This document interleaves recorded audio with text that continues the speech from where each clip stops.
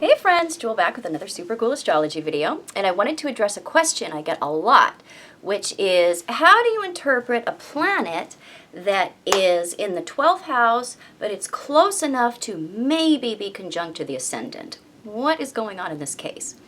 So, typically, when a planet is within 1 or 2 degrees of another house, most astrologers are going to go ahead and put it over into that next house that it's close to.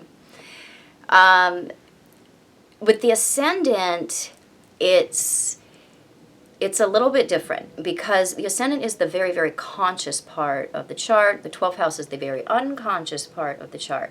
So when a planet is within, 5 degrees, maybe 6 degrees of the ascendant, even if it's in a different sign, then you are going to have it, it's going to be seen as a physical part of you. People are going to pick up on it, but it is going to behave, as far as you're concerned, very much like a 12th house planet.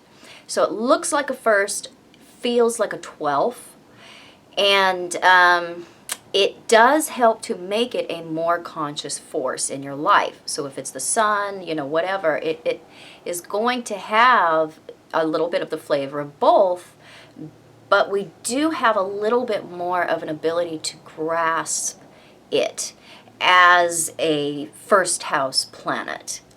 So every astrologer is different when it comes to orbs and how many points into the next house and house systems. There's certain things in astrology that nobody's ever going to agree on. It's a very personal thing when it comes to what different astrologers have worked with for a period of time and found really personally works. So in my mind, when a planet is within a couple of degrees of another house, you can go ahead and consider it into the other house, but I always consider it as both. I consider it as, you could say, a cusp planet. Cusps are a different video. Do cusps exist? I'm not saying that every planet is going to have that cusp energy. I just kind of use that word as something to describe something that is a little bit of both. So it has more of the physical force in the next house, but it has a lot of the emotional and residual force in the actual house that it's lying in. So a couple of points in my book, and then you can go ahead and consider it into the next house. And I keep in mind that it's going to have both leanings, which lends some complexity to somebody.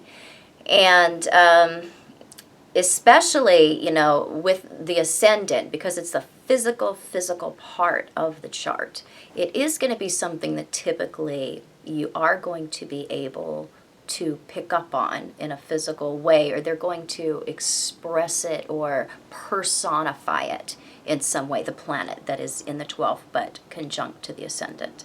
So I hope this was helpful. If it was, please subscribe to my channel. You can find me on the internet at truthandaspectastrology.com, Facebook, Instagram, other social media at Truth and Aspect Astrology, and I'll be back super soon with more super cool videos. Bye.